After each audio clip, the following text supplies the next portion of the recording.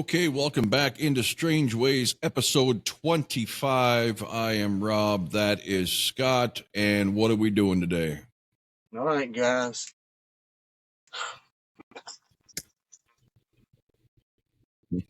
We're in my world now, boys. This is my territory. And I'm telling you right now, man, it couldn't be a better time, man. I've loved what we've done so far. We started off in my territory, but it was a little bit before my coming of this right here, baby. Rock and roll over supreme. And my point of entry to the band right here, man. 1976, late 76, around the holidays, so the damn December 76. I can remember when I look at that album cover, it don't matter how many times I see it. I remember exactly where I was sitting in my grandmother's house when I got that 8-track in my hand.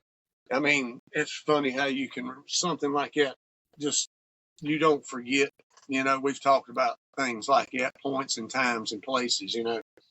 But rock and roll over, guys, this is it, man. We're in all of it's my land, but this is really my territory right here, guys. We're going to do the same thing. I forgot. I'm excited. I'm sorry. We're going to do our track listing, worst to best on Rock and Roll Over. Believe it or not, it wasn't that hard for me until I got up to number 4. 4 and up really ripped my soul out this time, because what I thought was, and still is to a certain degree, was a little tougher this time, even though I listen to this a lot. You go ahead and give your whatever you need to. Yeah, it's better. It was better than I thought I remembered it to be. I always considered this one kind of like Psycho Circus to be like a half album for me. Where most of the tracks, I didn't hate them, but I just really wouldn't go to them. But like I said, I put this on consecutively twice because I had a lot of time to kill tonight. That's a different story. But yeah, I mean, all of these songs except for one, my number 10, I like, and there's a handful of them that I really like. I won't say I love them. They're not my favorite all-time Kiss songs, but they're strong for me. So with that, I believe you started last. Yeah, so I will start with my number 10. No matter how I try to look at this and listen to this is just a piece of garbage, and it's Calling Dr. Love. You got to be out of your mind, bro. Dang, I thought maybe something. When you listen to it this time. It's bullshit, you. I know how much you love that song. I'm just taking your chance. And I knew when you said something about one track, I already had that feeling. I thought, no way. He didn't like it this time for some reason. You're the only person on the fucking planet. I mean, literally on the fucking planet, man, that I've ever seen or know. But I'm not knocking you for that, because I know there's things that I've said that you can't fucking believe. But damn, I can't believe you being a Kiss fan like you are. That another song I could understand. There's a couple on here I could see you saying that about. God. It's the Love. All right. You missed me saying I was just messing with you, because that's one of your favorite songs. Oh yeah, I know, man. I didn't think you was. I mean, I've heard you know, literally, you just don't like that. But anyway, I thought you serious. No, I'm glad you were messing with me, man. I mean, that's not my number 10 at all. Something there is no song I hate on here. In fact, a couple of them that I wasn't crazy about, I ended up liking a little more. than I did before. What's that? Kiss Wine. Ooh, is it any good? Have you drank it? Yeah, it's a yeah, man, the non-alcoholic guys, you know. Oh, okay. Yeah, and I got one with this on it. Gotcha. Gotcha. They My did best. actually put out an alcoholic wine or a whiskey or something like that. I think that's Slow what gin this or is. cold gin. Cold gin, I think, is what they put out. Oh, Anyway, my real number 10 is just my least favorite on the album. I don't hate the song, and that's Baby Driver. Everybody knows I love Peter's hard stuff, but this song just isn't up there with his previous stuff. Um, it's definitely a good tune. I absolutely love Freely's guitar at the ends of the choruses. That ding ding ding ding. I mean, that's just yeah. badass. But in the grand scheme of things, something's got to fall number 10, so that's where that landed.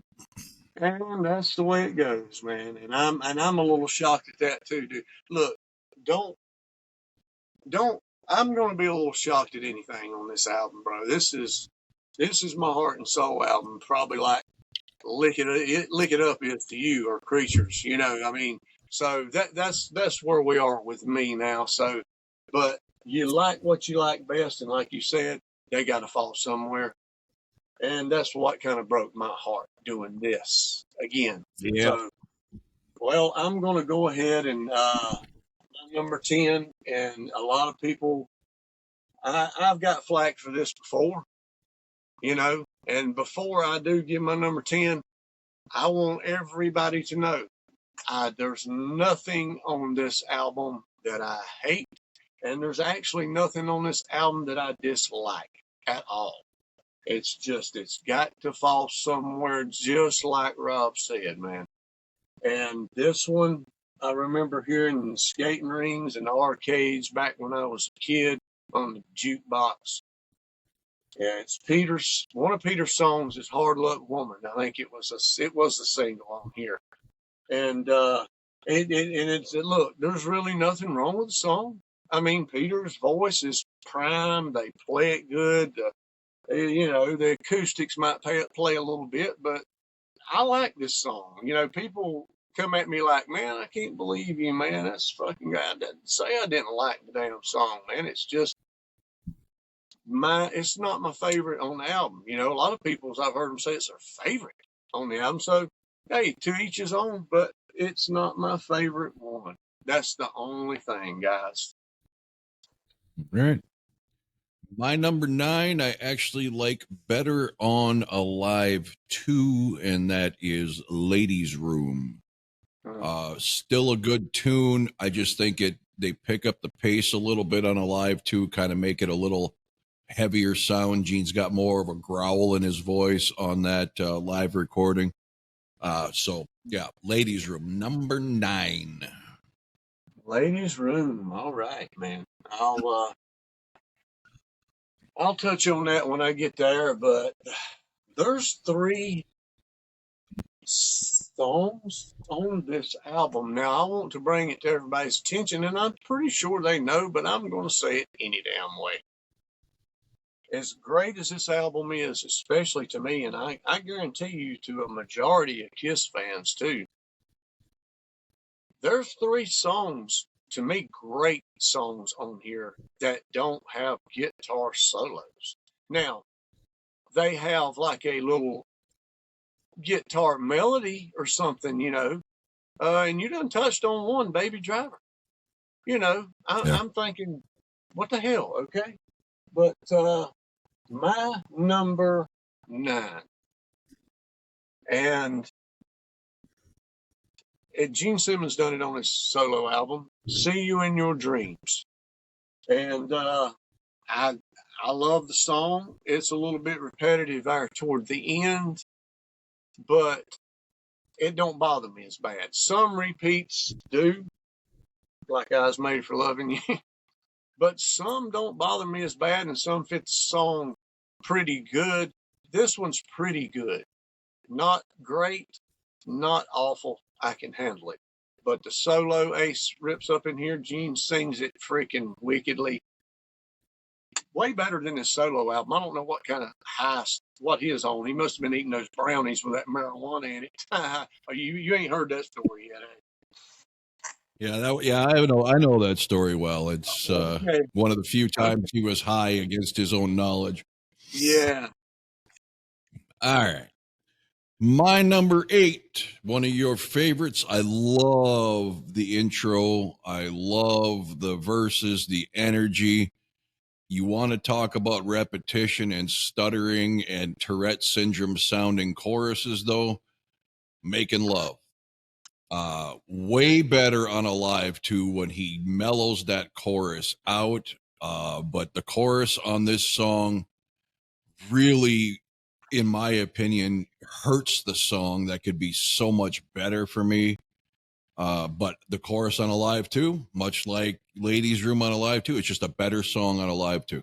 Okay. Fair enough. I prefer the studio version, but I do love Alive too. Now look, you know how quick he's saying that on here? That had to be something they done in the studio.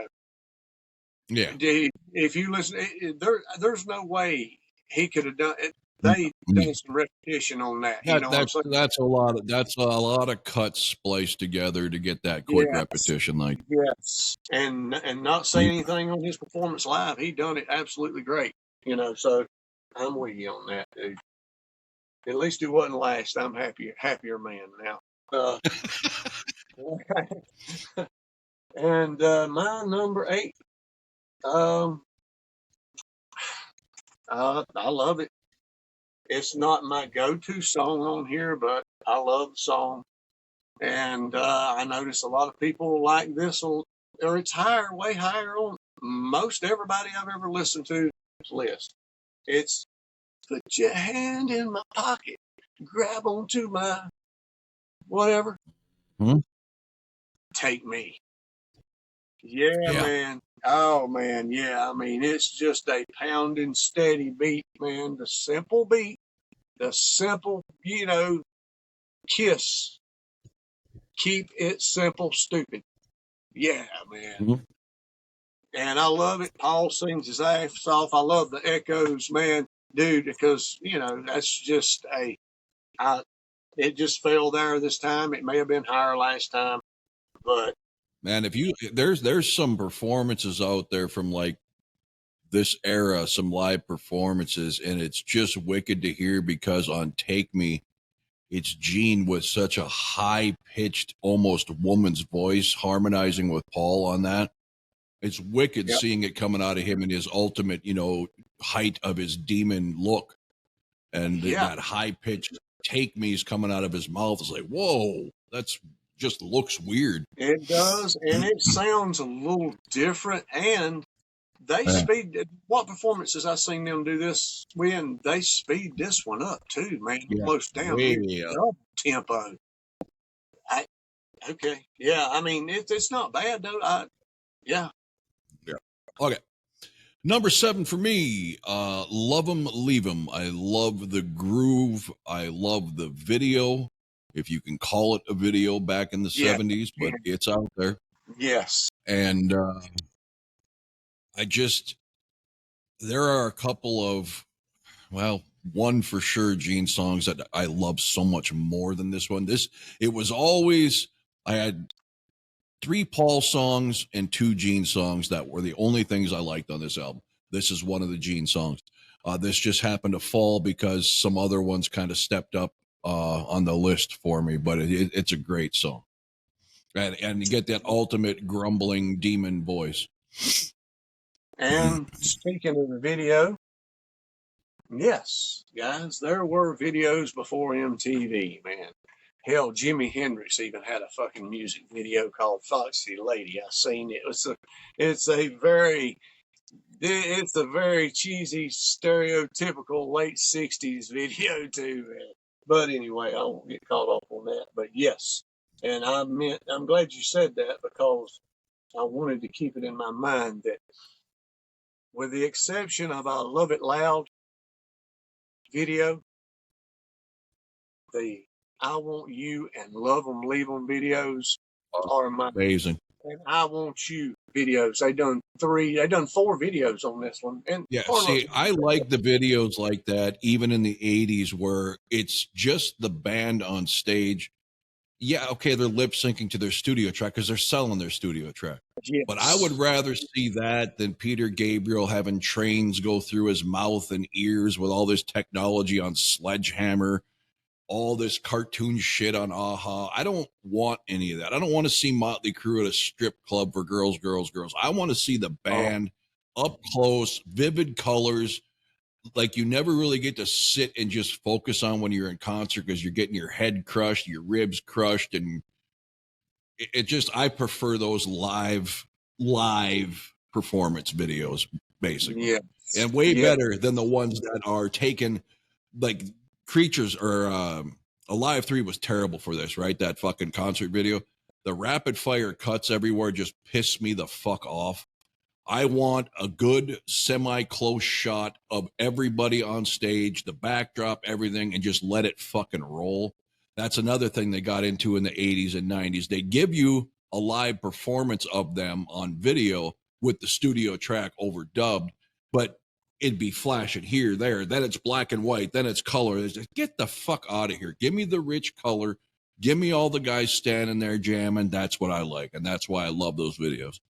Yeah, and you had to have that with them because of the visual, man. You had to see the outfits, you had to see the stage, you had to see them faces. That's just the way it is, man. And I love them. And I just wonder, you know, there's some things that they had in their live performances back then, man, and even in that video, and even before they made that album that I'll talk about, I wish they still had. But those Yeah. two Candelabra. cameramen that sat beside Peter's drums with the green glowing eyes, man. Yeah. Wow, man. Man, that's a whole nother conversation, but give me Yeah, back the lit kiss I think, sign, not the fucking LED one, the one with the actual light bulbs that would blind you, and the fucking yeah. just candelabras, the simple ramps and stuff. Get these fucking TV screens the fuck out of my face. I don't like technology in a No, lot of man, instances. I could care less about that. I want to see Yeah, some stuff, bro. yeah, Jim's Demon yeah, Snake and uh, yeah. the candles. They should have never, I'll say this and go on about it. But those candles that used to light up, man, and when the last one came Mhm. on, why they never stuck with that is beyond me. That would have been an awesome thing. They 'Cause could have modified everything's got to be flame. bigger and better. Well, you know, Kiss, they've said it for years. They got the only one they had to compete with was themselves. So they just kept getting bigger and bigger, and some of it was cool, but they lost a lot. Yeah. Yeah, and losing that, I guess all that money and fame, see, you're not thinking about that anymore. You're thinking, Yeah. what can we do to blow somebody's mind? They were a lot like Las Vegas with their image and their stage show. Blow it up and make something new. They had very little respect for the tradition of anything. Yep. And I've never been to a Kiss show to where you didn't have pyro and something like that. I would have loved to have just seen them jam with none of that. Yeah. Have your introduction to the stage, whatever. Maybe blow something up at the end, but that would have been kind of cool. I'd have to say that. Yeah. But anyway, my number 7 is, you just touched on it. We just about hit Love 'Em, Leave 'Em. The damn video is mesmerizing. I don't know why I did not see that when I was young. If those videos I would didn't have either. actually, I didn't see that until I was in my 30s. yeah, I didn't either, man, until the videos started coming out. If I would have been a kid and seen that, man, I would have went into overdose, bro. Because Mhm. Gene is unbelievable. He is squatting and jumping in the air, man, and he's just on that bass, dude. And he's singing his ass off, and it is so damn awesome. Ace with that lead, man, doing the single, the one hand, hey, Van Halen's not the one that invented that, guys. All right, it goes further back, you know, and I love Van Halen, but love them, leave them, man. Only one thing, just like See You in Your Dreams, it don't bother me that bad on this album. It's just the end off repetitiveness. And it's, like I said, I will bring it up and I'll let you know if it's something that I can deal with or whatever, but I like it on this one a little bit better than See You in Your Dreams. All right. My number 6 now is Calling Dr. Love. It was always Dr. Love and Christine 16 for me when I was a kid that were like outside of God of Thunder, really Gene's most played songs that I got to hear on the radio or whatever, or jukeboxes especially. Love the song. I will say, and we discussed this briefly on Double Platinum, I like that beginning guitar drone that they added on Double Platinum to the beginning of Dr. Love. I love that, but it doesn't matter. It's a great song. It's a signature song. It's synonymous for Gene Simmons. It is what it is, and you can't take it away. I mean, it's just it. Maybe you could argue it's overplayed, fine, but it's just a great song. Gene and his demon groaning. Yep. Before it comes on, because whenever I remember when I first listened to Double Platinum, I was like, what the hell is this? You know, this is supposed to be Dr. Love. What the hell? And then they come, yep. Yep. And I love it on there too, guys. I love either version, so I'll get to that.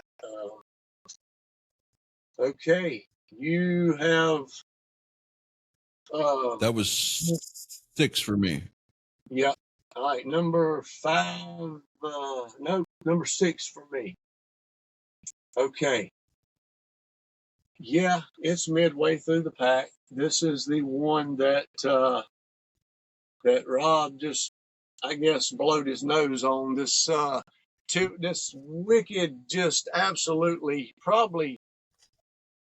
And now, correct me if I'm wrong, but I would have to say, for vocals wise, this is Peter's probably strongest vocal that he's ever done on a Kiss album, because he's literally screaming through the whole song.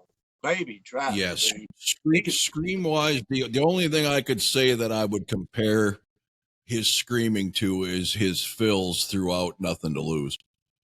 But he showcases that voice on this song. And then they go, baby, you know, it's a great. I've always liked this, loved this song. I just wish that, damn, we could have got some kind of a shred solo in there. But that's where it lands for me at this point in time in life. Number 6. Okay, number 5, you already touched on. To me, to this day, through all of time and every album possible, with the exception of Chris Catt, this is his best song, Hard Luck Woman. I love his voice on this. This is the personification of, and you can almost tell that even before Paul said he originally wrote it to pitch to Rod Stewart, that it would have been a Rod Stewart-esque song, because Peter's voice in this sounds very similar to a Rod Stewart, especially back in the 70s. Just a great ballad, great acoustic work. I know you're not a big acoustic guy, neither am I, but it works on this one. I even love this with Garth Brooks doing it. I love this when I've heard Paul Stanley doing this. It's just a great song. I mean, it's hard for anyone to fuck this song up. It's that good. Yeah, and I can't nothing I can say, man, because you're in the majority rule with that. I've heard a lot of people now, but I will be honest with you. I think the majority of Kiss fans of all caliber, I've heard them say this was their favorite song by him. Yeah, I mean, it's whether it be it's so well written, that tells you right there that Paul wrote it. It tells a story, and I'm not a big lyric guy, but like you said, sometimes the lyrics are so in your face you can't help but know what they're singing about, and it's telling a perfect story. It's just melodic. It's, you know, you can tap your foot, you can hum along, it'll stick in your head for the rest of the day. I don't understand. I mean, I get Beth was a new thing for Kiss, but this ballad beats the shit out of Beth 10 out of 10 times. And you're probably, like I said, I don't know statistic wise, but I like Beth better. And I know there's a lot of fans that do, but I don't dislike this at all. And it's just, it just, for this album, if it would have been on another album, I may have had it higher. But it's just the tempo of this album, man. It's kind of, you know, it's a little different, man, I guess you could say. But I've listened to it for so damn long. And we was talking about songs and the last one being out of place, you know, and they do it every time. So, yep. All right. My number 5. Yes. A song that I've always loved by Gene, but I didn't really give that much credit to when I was younger because of the stuff that was on here. It kind of fell to the wayside with some of the other ones that I've mentioned. Ladies' Room. Damn.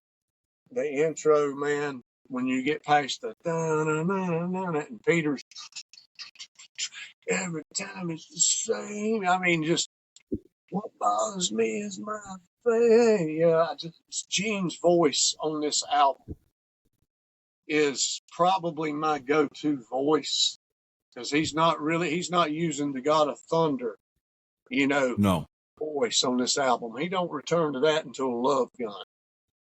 And to me, the voice he uses when he sings like he does on these songs are my favorite Gene way of singing.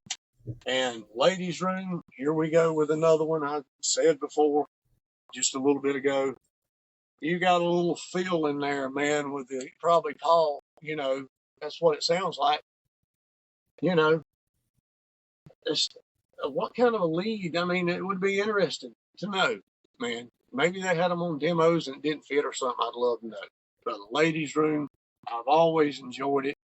As the years went on, it's gotten higher. I think it's a great damn song. I would just love to hear a ripping solo of some kind. I know that bothers you. It's kind of a reoccurring theme. And my other channel, I had a reaction channel, and one of the most popular bands on that channel was The Warning. It's a newer Mexican female, 3 sisters, really, really talented band. And it's just 3. So you got a bass player, a drummer, and the singer is the rhythm/guitar player. And the fans would just get pissed in the comment section because they have rival fan bases, kind of like Kiss and Zeppelin. Their rivals would be the Liliac band's fans, and they'd always be in there ripping them because there's no solos in the song.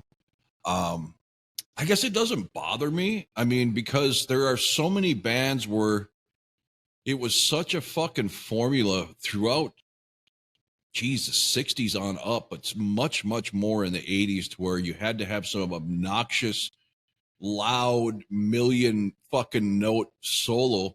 Didn't fit the song, barely stayed in the pocket with the fucking beat. And I'm thinking, that didn't add anything. Give me a Detroit Rock City solo or a Rocket Ride solo or something where it isn't starting out of nowhere. It's got a proper natural lead in. It's not too short, but it's not a 45 to second to a minute part of the fucking song, and go right back in. It should be a compliment, not taking away. That's what I always tell people on that other channel. The solo should complement the song. And if you can't think of anything that won't distract for it, then don't do it. Just put a nice rhythm piece in there, or a sing-along harmony or something. I mean, I was a guitar player. I love lead guitars, but as I've grown older, I've realized as I listen to different music, I'm like, fuck, that solo was annoying. I'm not saying Kiss. I'm just saying there are times when shoving a solo in that just doesn't fit kind of ruins the whole feel. Yeah, well, I'm not saying that these songs are great regardless. I mean, I love them to death. I just would like to imagine what it would have been like. I mean, I've got no problem with the songs like they are. I would have just, and it could have been a little short solo. I mean, it don't have to be something that takes Like, 5 minutes and a like a million. world, like a world without heroes. Just let A me know world, you're there. a world without heroes is a perfect example. Just a quick, short little phrase that basically poses as a solo. You don't have to have a masterpiece in every song. So I see what you're saying. You could put Now, something quick in. yes, yeah. Hey, about 10 seconds. I'll be right back. Got it. I got it back. Hey, look, you Not know, a problem. yeah, just the solo thing, man. That's it. But I didn't. But see, when I was younger, I didn't pay attention to that because it didn't. I was a kid. Okay, it didn't. But as Yeah. I grew older, I just wondered. I didn't either. And, And I was a huge Ace fan and a huge Ace, guitar freak. And I wanted to be like Ace and all that. But if he didn't have a solo, I didn't even notice when I was a kid. well, the rumor is that Ace, he played everything on here, but he was there, but he wasn't there. You know what I'm saying? On this Yeah. album, and because he don't have a song on this album, dude, that he wrote. And I think this is the only one, and yeah, man, because I remember Paul telling a story about, we was hoping we could get a solo out of him before he, nodded out or something like that, so this is that album, and just wondering what it could have been like. Okay, I just wanted to get that out there while I was thinking about it. That was my number 5. Oh hell, the next Okay. 4. The next 4 for me, plus Love 'Em and Leave 'Em, that I did at number 7. Love 'Em and Leave 'Em, and the next 4 were the 5 I always went to when I wanted rock and roll over music. So number 4, I agree.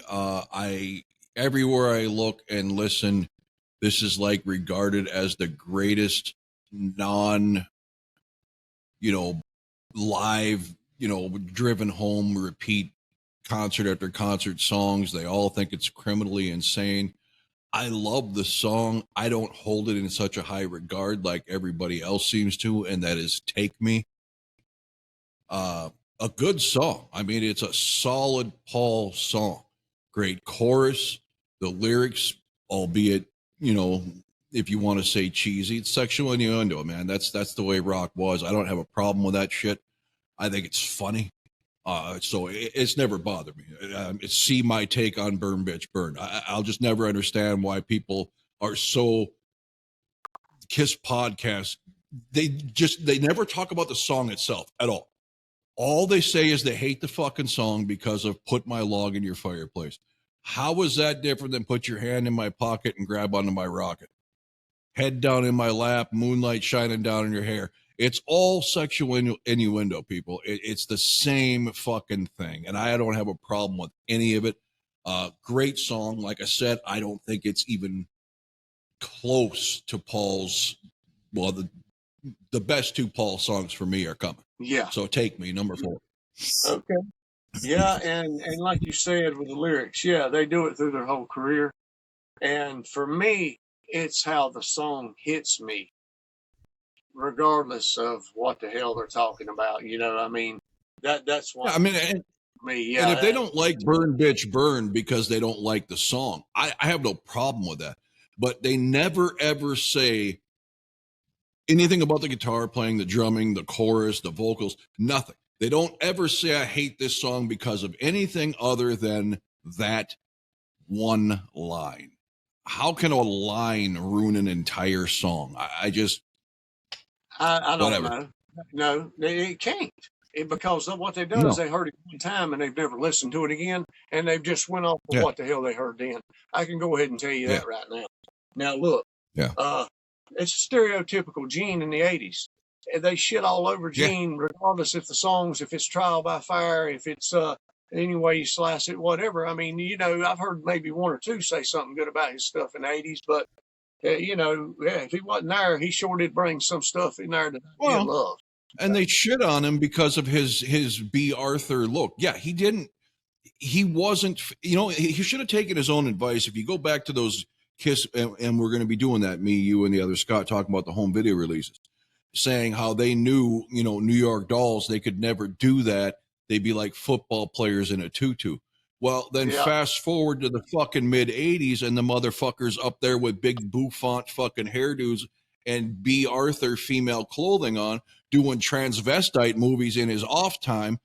I mean, take your own fucking words of wisdom from 25 years prior, but you can't discount his music contributions. Yes, they weren't demon-esque, but he had a lot of good songs in the 80s that completely gets dismissed, and I'm convinced it's because he looked like an absolute idiot. Some people can pull, who couldn't pull glam off? Dokken looked ridiculous. They still had good music. George Lynch, still one of the best guitar players. Yeah. But it did not fit them. Some Poison looked great. Pretty Boy Floyd looked great. A lot of these bands, it worked. Paul was the only one who could pull this off. Yeah. Bruce looked out of place and awkward. Eric looked ridiculous. And they're both good looking dudes, but there's something about their whole persona. It just didn't work. Paul was comfortable. Maybe that's what it is. Paul just looked the part of hair metal. The rest did not. But that does not take away from Gene's songs in the 80s, and that really bothers me. I will tell you one thing. You're talking about Paul. I would have loved to seen Paul through the start of their career all the way through their damn career, which I know it's harder to do as you get older. But his hairstyle on the Tears Are Falling fucking music video, to me, that was the perfect hairstyle for him. It was not that, and it just failed. So I don't. But Gene, he looked like he had a fro. I couldn't figure that one out. So yeah. And we're gonna get on that, guys. But we'll get carried out. We'll get there. You can't help it. Damn. You know what to expect for us right now. That's just the way we are. Yeah, man. I mean, it's just the way it is. So number 4 for me. Oh my gosh, dude. This song here, and I'll spend, I guess, my whole life complaining about this. I don't think they've ever listened to the fans that much like they say they do, because you've heard the same shit over and over forever, right? They just don't give this album the credit it deserves live. I don't know why, but Mr. Speed, dude, damn, what a vocal performance from Paul Stanley, man. And the song in general, just a song that I have always loved since the first time I heard it. There's never been a doubt. When I was a kid, I loved it, and it's never changed. Never changed. And a solo in that one would have been unbelievable. And I just wished I could have heard them play this at least one damn time. Just once. This is a song they could have pulled off right here, bro. How was it not on a live too is a better question. I don't know. I mean, because that's recent. That would be recent history at that point. That wouldn't be like going back and digging out some deep cut. No. And that's something we're going to get to with a live too. We know they played different songs than what they put on. Why was I believe me, I appreciate the original tracks on side 4. Why didn't they give us fucking all 4 sides live? That's what I'm talking about. That's exactly and then they could have put that. They could have put like an EP out after that of those songs from side 4, but they could have added 4 to 5 more songs from Rock and Roll Over and Love Gun and whatever to that album as a live deal. And they recorded them. They played them at the time. They did. they did. As a matter of fact, I'm going to say this because I forgot to bring it up before, but this is a perfect time to say it.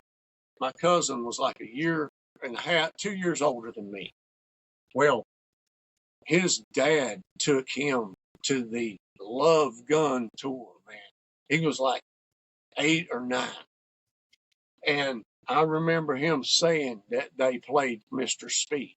Now, I don't know for sure, but he did say that. So it had to be Charlotte or Greenville that they went to. And he didn't make it through the whole show because his dad sat there like this, I think, the whole time. And Pussy.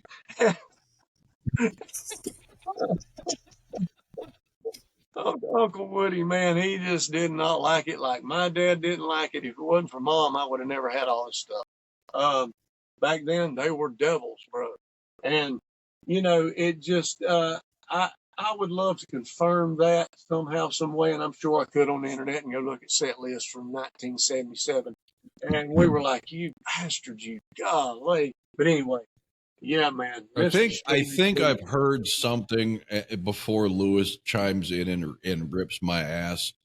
I think I did hear somewhere that the reason there were those extra tracks on side 4 is because they had an obligation in their contract with the record label or something like that, to where they had to fulfill and at least put some new music out that year or something like that. I heard that either with a live 2 or there was, whether Smash's track, whatever it was, Killers, something where they had those bonus tracks, that it was an obligation to fulfill the contract. I don't know. Lewis, I'm sure Lewis, you know all the fucking details. Let me know. You know what I would have done? I mean, I would have literally grabbed Bogart and said, look, let's renegotiate this. Because I'm going to tell you, if I was Kiss, that whole thing would have been live on Live 2. Those 4 tracks on side 4 anyway. Now, they could have used the remake or cover they put on there. They would have been on Dynasty, bro. Yeah. They would have been on Dynasty. Maybe we'd be singing a different song now. Woulda, coulda, shoulda. There you go, man. Yep. That's my take. So that was your number 3? That was my number 4. Your number 3's coming up, right? That was your number 4, Mr. Speed? Yes. And look, okay, guys, before he goes, these 4 right here are all number 1 to me. I just want you to know that. I had to come up with some way of saying it. These 4 right here are all number 1. I just had to put them somewhere. So that's it. All right. Well, my number 3 is Mr. Speed. So we were close again. One of the most underrated, and when I say underrated, I'm not saying on a scale of difficulty. I'm saying when you look at Sweet Child, the guitar intro, when you look at a lot of the songs over the years from bands, even dating back to the 70s, some in the 60s, the guitar intro is so recognizable. One of the most underappreciated and untalked about intros and most memorable intros for me in Kiss's entire catalog is the guitar intro to Mr. Speed. That agree. Motherfucker, I never had guitar lessons, folks. In fact, I took 2 guitar lessons. And I knew immediately playing scales and fucking bad Leroy Brown is not going to fucking cut it. So I taught myself. And this is one of the first fucking songs that I sat for hours until I got. Always had the gift of being able to play by ear, meaning if I hear something, as long as I'll piss around, if I find the tone on the fretboard, I'll figure it out. And it don't take me long. And this guitar intro was so instrumental to me wanting to play guitar. I mean, the intro of this song, it's just fucking incredible. This should get the praise that Take Me gets from the other Kiss podcasts. I don't know why it doesn't. The chorus is awesome. The groove is awesome. Frehley's guitar work, like I said in this, is so fucking memorable. Yes, it doesn't have the guitar solo. That would have been cool. But just that signature stamp to start that, I don't know how Kiss didn't play that and force it down people's throats until it became as big as they wanted it to be. Or maybe they didn't think it was that good. I don't know. It's one of the best, if not the best, any given day of the week song on this album. Like Scott said, these top 4 are all number ones. So you could flip-flop it depending on your mood. But it's that damn good. I agree. Hey, there's nothing bad that I got to say about it without solo. It don't matter. And evidently, Paul Stanley does not think so, because Yeah. I was watching, I think, Eddie Trunk or something one time. God love him. I love Eddie, and but they were, Paul's tweet, where fans can, send him messages or whatever and stuff like that, and he'll give his little answers and stuff. Somebody had play Mr. Speed, or y'all gonna play Mr. Speed or something, or whatever, this show or this tour or whatever. And I think Paul put, like, don't think so, or something like that. And said that. But I just like to know what he's got against some of this stuff that the fans, most of us, love so much. So, yeah, wow. It wouldn't have been a particularly hard song to learn either and put in the set list. All right, number 3 for me, the very first song that I ever heard by this band, on the very first 8-track, I can say, that I ever owned by this band. And at this point in time in history, Calling Dr. Love is my favorite Gene song as of this point in time. But damn, man, this song here, it just, and that was it. Just this was the start of everything, gateway to everything rock and roll, metal in my whole life. Not just this band, but this album, starting with this song. And 1976, yeah, this is heavy metal. I don't give a shit what anybody says. So there you go, man. Dr. Love, perfection, Kiss all around right here. Okay. And like I mentioned, my half album analysis in the past had 3 Paul songs, 2 Gene songs that just stuck with me. And this one is See You in Your Dreams at number 2. It's a good song, period. I even enjoy it, like Scott says, on Gene's solo album. But what makes this song so fucking epic to me, and even as a young kid listening to rock and roll for the first time, is Paul doing the echo to everything Gene says in the chorus. See you. His voice, no secret, it's my favorite voice of all time, but there are certain times his voice is almost like, for me, the sound of heaven being piped down through my ears. I absolutely love, I would listen as a kid. I would put the fucking needle back, not hit rewind on a cassette or a CD player or skip the scan bar on an MP3. I'd pick the needle up and put it back and put it back and put it back just to hear Paul. It was that fucking awesome for me. And it made this song such a big deal for me. I'm not taking anything away from Gene. It's a good song. Like I said, I enjoy it. And the female singers on his solo album do a decent job with it. But there's no substitute for Paul Stanley in his prime. There's just not. No. And to me, no substitute for that song, counting it being on his solo album. I don't know if I've ever heard anybody say they would rather have it. Now, maybe one, I think, on the solo album version, but that's about it. They like this one better. Yeah, like me, too. So, okay, yeah. See You in Your Dreams, man. Well, yeah, I love it too, man. Not much to pick at from me. So, all right. This is where I run into a dilemma. Number 2. Yeah. Number 2. I know one of them you're fighting with. I'm trying to figure out what the other one is.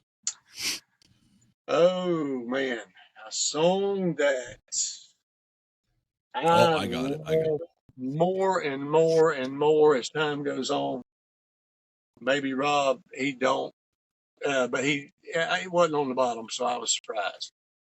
Freaking Making Love almost took the number one spot on this damn album for me, man, after listening to it for a million times. This is heavy metal Kiss in the 70s, bro. I don't give a damn if it's portraying Whole Lot of Love by Led Zeppelin. I don't care what it is. I don't care if it's even played in everything they played on that song.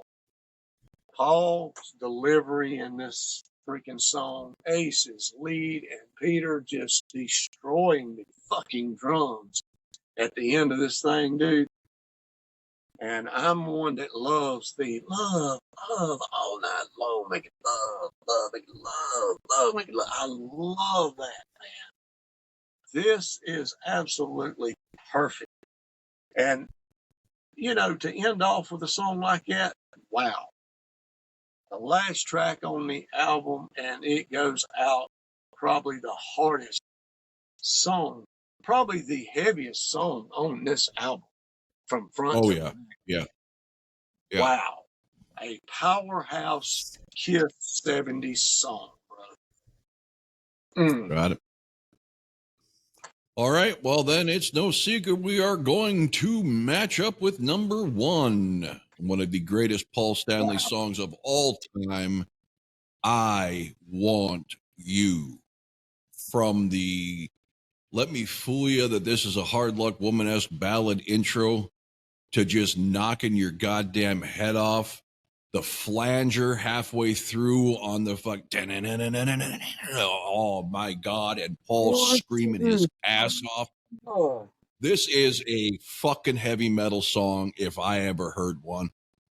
I love that they brought it back, and it was a mainstay through most of the late 80s through the early 90s before the reunion. Paul did some amazing vocal shit at the end of this song during the Hot the Shade Revenge days. Amazing stuff that no voice should be humanly possible to do what he did.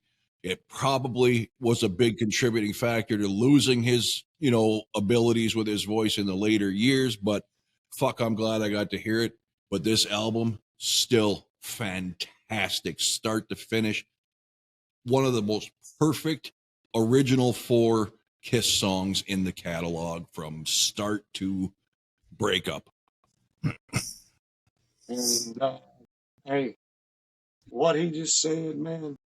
And I started to move Making Love to first and pull that to second just for the hell of it because I love them both, man. But I just couldn't do it. I Want You, man, to me, probably, and I will go for the record saying this, probably my favorite Kiss song of all time. And I am not even exaggerating. Yeah, it's tough fighting along. I would have to really go through and make sure, but this song here and this album here emulates in my mind, my heart, and my soul what Kiss is at their best. That is my opinion, but this is the image, the sound, the songs, and my world of Kiss, even the outfits they wore. This was just mesmerizing as a child, and it's never, ever, ever got old. I will say that, dude. This is not one that's faded or not, bittersweet as time has went on, man. That is, this has always been so badass to me, man. And the album cover, and I could just go on and on. They hit it right here. A lot of people believe that, yeah, their height of the fame was in the 77, 78, going into 79. But what really started the gigantic, enormous trudge up the ladder to the top of the world was Rock and Roll Over, bro.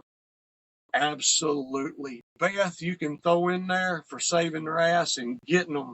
But man, when this started, the merchandise started. The comic books come out. I mean, dude, it goes on and on, man. And the reason Love Gun done so good is because this was so badass. And I will God, you stand by. really don't hear that. You really don't hear that. You hear Destroyer, you hear Alive, and then Man, after that, you might hear Love Gun, but you really don't hear anything about Rock and Roll Over. And I'm guilty. And listening to this not once but twice in its entirety in sequence, this now would leapfrog if we redid our very first video of favorite Kiss albums. This would leapfrog Love Gun now. Obviously, there's like 3 songs on there that I love more than most on here, but as an overall feel, start to finish, this album works. Where Love Gun's kind of all over the place. I'm not saying that's a bad thing. I'm just saying, as a listening experience, if you're going to sit down and listen to one album and then the other album, this is a more enjoyable listen because it flows better. It flows together. And the songs are much better. The ones I never really listened to a lot recently. Believe me, I listened to all this stuff a ton when I was a kid. But as an adult, I said I only went to the 4 or 5 songs. But now that's going to change. yeah.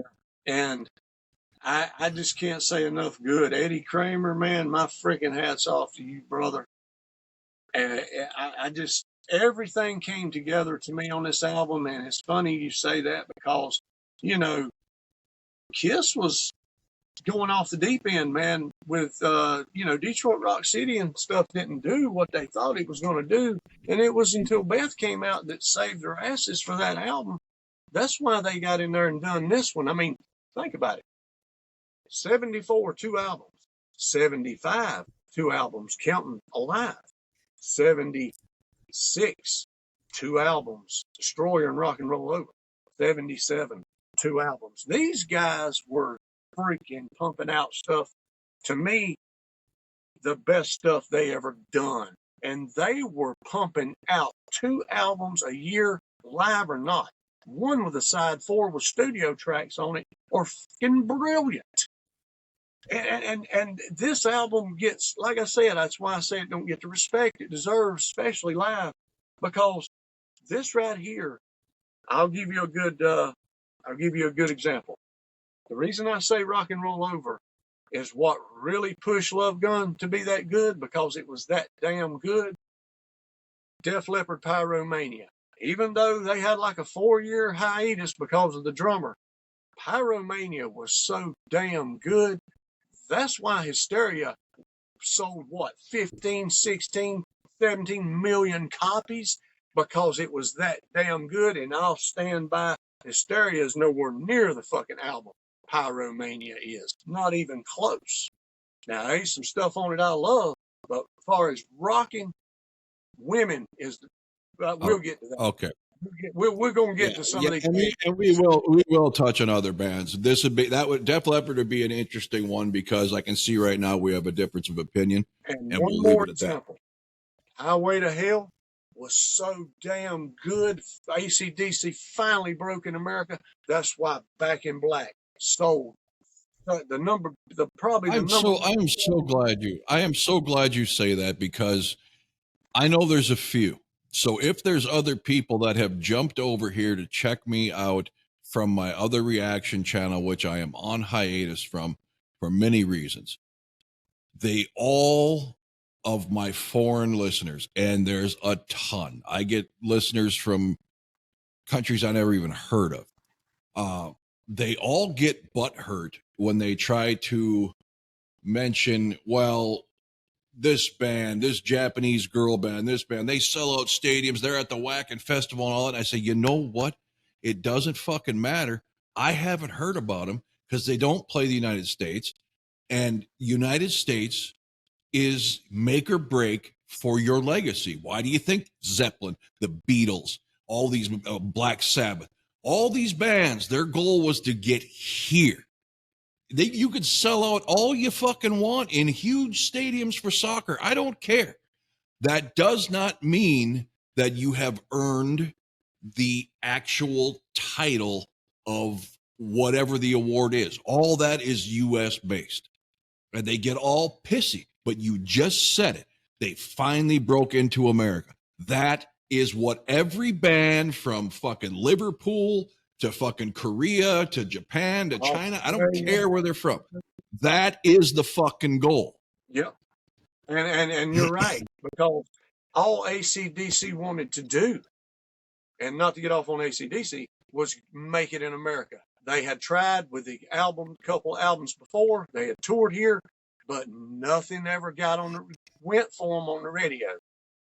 Bon Scott finally got it, and AC/DC with Highway to Hell, and it just went up. And see, people don't think about the album before the big album. That's why they sell so damn good, bro. Look, Guns N' Roses. Think about if Appetite for Destruction had not have been as big as it was now, and we're talking overkill here. I like Guns N' Roses, but they're way overhyped. But look what come after that. Use Your Illusion. Lies. They had Lies first, yeah. But I'm talking serious studio album. You know why those? But you know, some of those fucking bands. Yeah, that Appetite was out for like a year before it ever even got recognized. Yeah. I mean, so some of this shit, I mean, Collective Soul had disbanded before the record company discovered them and said, get your ass back together and let's record Hints and Allegations. I mean, and they became huge. So a lot is right place, right time. But the biggest thing is you need to have something to start something. So you're absolutely right. They'll open eyes with one album. And then the next album, now you got everybody saying that was so good, I'm buying this one. So the first one, which had trickling slow sales until people got it, doesn't look as impressive on the charts. So when the next one comes out and everybody thinks your shit don't stink, of course that album's going to blow up. Exactly. And it didn't. And like I said, the absence, man, it helped Def Leppard that Pyromania was that damn good. 4 years off. People couldn't fucking wait. I mean, look at the absence of this band and what they done when they released that. They're a perfect example. High and Dry kicked your ass, bro. I mean, it from front to back, in my opinion. That's my opinion. That's why Pyromania was no slack at all when it came out, dude. It went through the roof. MTV, every time you turned it on, hell, Photograph was on there, or Rock of Ages or something. But anyway, we're going to discuss that another time. But, hey, man. Rock and roll over, bro. And we will be coming at you soon. Go ahead, finish your thought. I will praise it till I die. It's an album. I know I got a lot of nostalgia with it, but nostalgia to me don't really get in the way when it comes to the music, the sound, the vocals, everything done. I would love to have a couple leads, but I don't care. It's that good. And that, you know, like I said, we're in my world now, man. This is my territory. It definitely earned a lot more respect for me. And that's why I love that we're doing this so much, because a lot of the 70s Kiss, since I became in love with 80s Kiss, I would kind of stick to my favorites from the 70s when I'd make my compilations, but I never went back and visited entire albums. And everybody owes it to themselves to do that. Whether you're a 70s guy and you only listen to Heaven's on Fire, go back and listen to Animalize, the whole fucking album. You may not like it anymore, but you might be fucking surprised. And vice versa. If you're an 80s guy and you didn't really care for, or if you're not a Kiss fan at all, but you stumbled on this podcast and managed to watch it for an hour and 4 minutes, which is as likely as finding a needle in a haystack that this scenario happened, go listen to some Kiss albums. If Kiss is just a tutti frutti disco band, okay, then go back to the early 70s. Oh, they're so dark and heavy and it's just fucking noise. Okay, then go up and listen to Asylum. There's something for everybody with this fucking band. Yeah, and if you're a damn headbanger, go to Creatures, man. You know, look, it's all there, man. If you like, if you like Stone Temple and Pearl Jam and all that shit, go check out Carnival of Souls. There you go, man. And I'm glad we're doing this too, because it's making me rediscover a lot of stuff that I have totally changed my mind on and had to eat crow on, you know. So but it's just honest opinions, man. You know, some things change, some things don't. And it's going to be interesting, like you said, listening. I couldn't tell you the last time I listened to Animalize from front to back. Some of these albums I have not listened to in a long time, front to back. I've listened to songs, And but the I don't whole, think I've ever announced this on here. We're actually going to tell you what the next episode is. It is going to okay. be Scott in stereo. It is going to be Scott in stereo. Yes. It'll be me, the Scott you all know and love, and Mr. Scott Simmons, who you may have saw that I brought on to do a interview / chat with about his life in the music broadcasting industry. And he wants to do a recount and review of the Animalize Uncensored home video release. That will be Saturday. We will be doing that in the afternoon, so all things work out right. That will be able to be watched early evening instead of having to wake up in the morning and see what I put out at 4 in the morning. Hey, it's all good, bro. I love it, man. And that's going to be very interesting, guys. I'm really going to enjoy that. I can tell already, man. And you just don't know what you're going to get.